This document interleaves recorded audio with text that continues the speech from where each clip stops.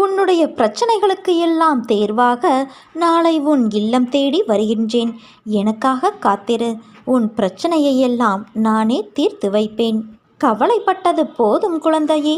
இனி உன் வாழ்வில் அற்புதங்கள் நிகழ்வதற்கான காலகட்டத்தை நீ நெருங்கிவிட்டாய். அதுவரை சற்று பொறுமையாக இரு.